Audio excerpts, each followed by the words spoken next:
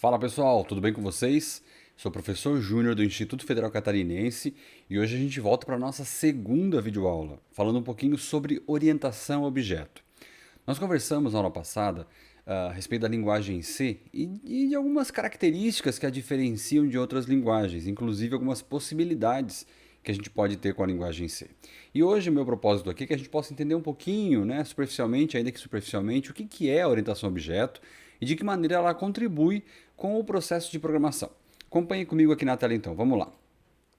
Então, como nós vimos na aula passada, nós falamos que a linguagem C é essa jovem senhora, né, produzida lá, criada lá em 1969 e que ainda hoje influencia muito as principais linguagens de programação disponíveis, né, no mercado. E ela mesma é muito utilizada, muito empregada para o desenvolvimento de aplicações das mais diversas. Nós vimos também que a gente tem a linguagem C++ e a C Sharp. E eu falei para vocês que a linguagem C++ é a linguagem C com o paradigma da orientação a objeto. E aí a gente viu que a linguagem C Sharp é um projeto da Microsoft, enfim, uma linguagem extremamente poderosa, mas que tem toda a pegada da Microsoft. Mas o que é essa orientação a objeto? Vamos falar um pouquinho sobre isso, né? Orientação a objeto é um paradigma computacional, né? Portanto, é uma maneira de desenvolver sistemas, utilizando o conceito de objeto como uma das principais características para esse desenvolvimento.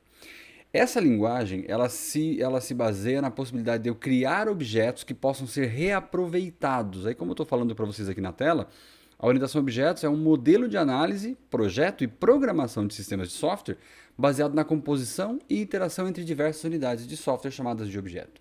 Eu posso criar diversas unidades programadas no meu sistema e elas passam a interagir entre elas e com o que estiver acontecendo, com os eventos do sistema, né? Então, eu tenho lá uma janela, essa janela do meu sistema ela pode ser um objeto que tem características, essa janela interage com o mouse e uma vez que eu desenvolvi o objeto, a janela eu posso reaproveitar esse objeto. Então, a gente tem uma série de possibilidades com a orientação a objeto. E tem várias, né? Várias linguagens que seguem esse paradigma da orientação a objeto, que é um paradigma extremamente moderno, extremamente atual. Tá? Mas vamos tentar entender um pouquinho quais são as características desse paradigma.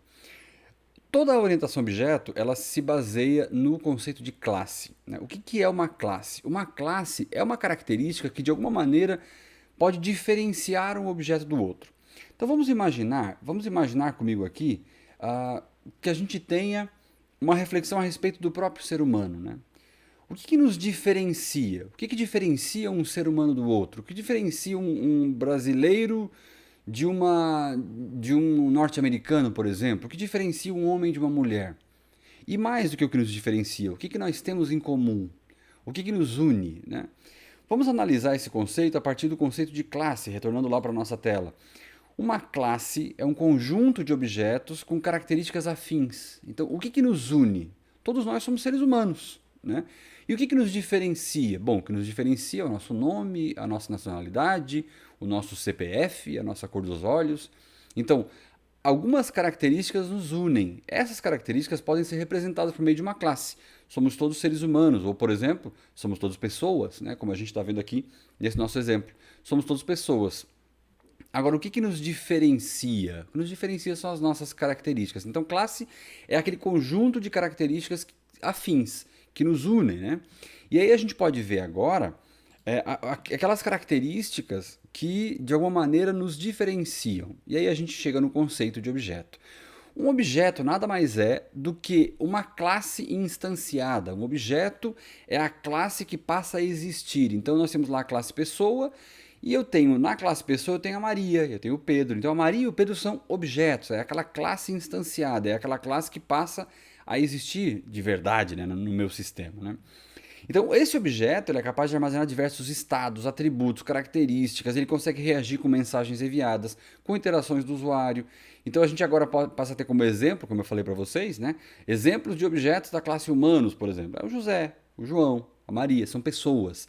É aquilo que é de concreto, né? Exemplos da classe, né, objetos da classe janela. Então, a janela de impressão, a janela de salvamento, a janela de edição, são são aquelas classes materializadas. A classe janela que eu criei, que é mais genérico, mais abstrato, ela passa a existir. E ao existir, ela passa a ser então a nossa classe instanciada, portanto, o nosso objeto. E a gente tem mais aqui. Ó. Eu tenho os atributos. Atributos são aquelas características que eu falei para vocês que nos diferenciam. Então, o que diferencia as pessoas? Bom, nós temos nomes diferentes, nós temos endereços diferentes. E aí percebam aqui, deixa eu pegar o meu laserzinho aqui. Percebam que a gente tem aqui, ó, características que diferenciam, que classificam a Maria, que diferencia a Maria do Pedro. A gente tem altura, idade, telefone, endereço, nome. Percebam, são características que nos diferenciam. A essas características nós chamamos atributos. Então, cor dos olhos e tudo isso que a gente tem aqui são características que nos diferenciam e fazem com que a gente seja único. Portanto, nós nos tornemos objetos desse meu sistema. Imagine lá, de novo, a classe janela. Na classe janela eu tenho um título. Então, a janela de impressão é o título dela. Janela de salvamento é o título da próxima janela. Então, o título está diferenciando as duas janelas. Ambas são classes do tipo janela. Agora, o objeto é janela de impressão. O objeto é janela de salvamento. Percebam que há uma diferenciação entre elas, apesar de elas compartilharem algumas características. Porque toda janela tem um título, toda janela tem uma cor, toda janela tem uma dimensão, uma largura, uma altura. Percebe? Então, tem coisas que as unem, mas também tem coisas que as diferenciam. E o que são métodos? Métodos são habilidades dos objetos, isto é, são coisas que os objetos fazem. Né? No meu caso aqui, a minha classe de pessoa, eu tenho o objeto matricular, registrar, pagar, estudar, cadastrar. Vamos imaginar que eu esteja desenvolvendo um software educacional, um software para uma escola, tá? Então eu tenho uma pessoa, o que uma pessoa faz numa escola? Ela pode se registrar, se matricular, eu posso fazer um pagamento com essa pessoa, ela vai estudar uma determinada disciplina, ela vai cadastrar alguma determinada informação. Então, são coisas que esse objeto faz. É aqui no método que eu programo, que eu construo o meu código, é ali que eu vou desenvolver o meu sistema. Né? Então, aqui no nosso exemplo aqui eu tenho o cachorro, né? Que ele tem um tamanho e uma raça. Então, a classe cachorro tem os atributos tamanho e raça. E tem o método latir, que são coisas que ele faz, que ele consegue fazer. Então, todo tipo de cachorro que eu for criar aqui, eu vou ter que informar para ele o tamanho e a raça e ele vai ser capaz de latir, de produzir um ruído. Né? Percebe? Vamos lá. E aí a gente tem algumas possibilidades da orientação a objeto, que são bem interessantes.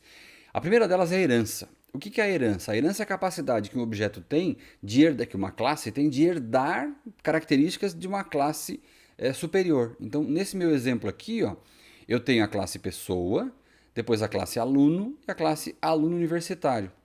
Então, a classe pessoa, o que é uma classe pessoa? A classe pessoa é uma pessoa que tem nome, sexo, data de nascimento e estado civil. Mas o que é uma classe aluno? Eu posso dizer que eu tenho uma classe aluno do tipo pessoa. Quando eu faço isso, eu estou definindo o atributo de herança e digo o seguinte, olha, o aluno ele tem matrícula e curso. Mas como ele é do tipo pessoa, ele também tem nome, sexo, data de nascimento e estado civil. Percebe? Então ele herdou, além de matrícula e curso, ele herdou também as características da classe mãe, que é nome, sexo, data de nascimento e estado civil. Então, uma vez que eu criei a classe pessoa, eu posso reaproveitá-la várias vezes. E o que é um aluno, uma classe aluno universitário do tipo aluno? Uma classe aluno universitário significa que eu tenho uma nota de vestibular, mas também, como eu herdei outros atributos, outras características, eu herdei matrícula e curso, que por sua vez também herdou nome, sexo, data de nascimento e estado civil.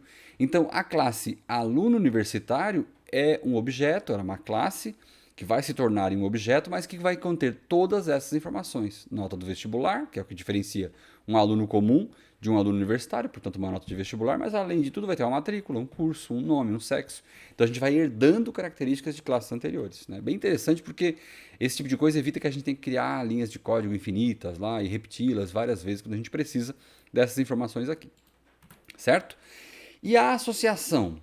A associação é a nossa capacidade de conectar duas classes. Então eu posso dizer o seguinte, olha, a classe carro, ela tem alguns atributos. Ela tem um atributo P1, P2, os atributos P1, P2, P3 e P4, e todos esses atributos são do tipo pneu. Mas o que é pneu? Pneu é uma outra classe que tem lá dentro dela pressão. Então o carro tem 4 pneus, só que cada pneu desse tem pressões diferentes. Então eu posso colocar ali, eu posso associar duas classes, né? Eu posso conectar duas classes, associá-las e me aproveitar das características das duas classes como se fossem atributos da principal. Então aqui a classe pneu, ela empresta suas características para as características da classe carro. Então eu tenho lá um carro, ele tem 4 pneus, cada pneu desse é do tipo pneu. Então aqui eu tenho as informações de cada pneu. né? Então eu tenho aqui aquele fenômeno que nós chamamos de associação. E o encapsulamento? Como a gente viu que eu consigo criar várias classes, eu consigo conectar essas classes, eu consigo ligar as características delas, a característica de encapsulamento, ela permite com que eu vá fechando essas informações e permita que somente um determinado grupo de usuário possa ter acesso a ela, um determinado tipo de classes possam ter acesso a essas características. Então isso é muito utilizado quando a gente discute segurança de informação. Eu consigo ir fechando e tornando esse meu software mais seguro, controlando acesso e ao mesmo tempo mais flexível também, porque eu posso criar uma classe gigantesca com muitas informações, mas posso dizer que um determinado usuário vai ter acesso somente a parte delas, né? Parte dessas características, dessas informações. Então isso é bem interessante. A abstração é a nossa habilidade, então, de concentrar nos aspectos essenciais de um contexto. É basicamente aquilo que eu já tinha falado. Eu consigo, então, ter lá, a respeito de um carro, eu consigo ter diversas abstrações diferentes. Os registros de uma oficina, que envolve a placa, o conserto, o pagamento que foi feito lá. Os registros em casa, que é o consumo do carro, né, quilômetros por litro, quantas vezes eu fiz manutenção. Os registros do órgão de trânsito, do Detran, em que eu vou ter lá a identificação do carro no órgão de trânsito, os impostos que foram pagos, a placa e etc., né, as vistorias que foram feitas. Então eu tenho diversas abstrações sobre um determinado objeto, né, são visões diferentes, de acordo com interesses diferentes sobre o mesmo objeto. É a mesma classe, é o mesmo objeto, mas eu tenho olhares diferentes para esse objeto. Isso faz com que a gente não tenha que criar muitas tabelas diferentes ou muitas características diferentes de um mesmo objeto, tá?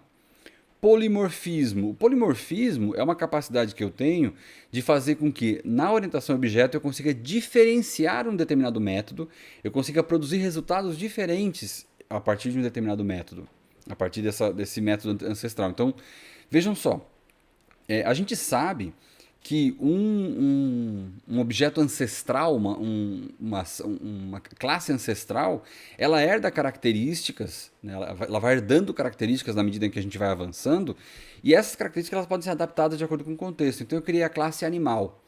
Na classe animal, eu tenho lá um método de emitir som. Só que vejam, todos os animais, ou a grande maioria deles, emitem sons, não é verdade? Mas que tipo de som? Aí eu criei lá a classe cão e disse que ela é do tipo animal. Só que som que o cão emite? O cão late, né? Mas eu criei também a classe gato e disse que era do tipo animal. Mas o método de emitir som é o mesmo. Então como é que eu vou fazer para diferenciar o som dos dois? É muito simples. Na orientação a objeto, a gente tem a possibilidade, por meio da característica de polimorfismo, de dizer o seguinte, olha, esse emitir som, se for para cão, é um determinado som, é um latido. Se for para o gato, é o miado lá do gato, né? Então eu vou diferenciando por meio da característica de polimorfismo. Tudo com o objetivo de que a gente programe cada vez menos, digite cada vez menos linhas de código, né? Então a gente vai construindo essas possibilidades com orientação a objeto. Pessoal, e é isso, né? Essa é a nossa característica, esse é o nosso paradigma da orientação a objeto, que é um paradigma muito importante, muito atual e tem como grande propósito a fazer com que a gente otimize o código que está sendo desenvolvido. A linguagem C++, ela inclui, né, ela contempla todas essas características de orientação a objeto que tem como propósito, como eu já falei, essa possibilidade de a gente desenvolver cada vez menos e criar códigos mais iterativos e também mais reaproveitáveis, né? Fazendo com que a gente consiga desenvolver soluções para problemas extremamente complexos, mas de forma mais simples e mais contextualizada. Então isso é basicamente a nossa orientação a objeto. Eu recomendo muito que vocês busquem mais informações a respeito dela, porque claro, nosso objetivo aqui era apenas um overview, né? Uma introdução, para que a gente possa entender o que é a orientação a objeto e como ela impacta a maneira da gente desenvolver sistemas. Espero que vocês tenham gostado e eu espero vocês então na nossa próxima aula. Um grande abraço e até lá. Tchau, tchau.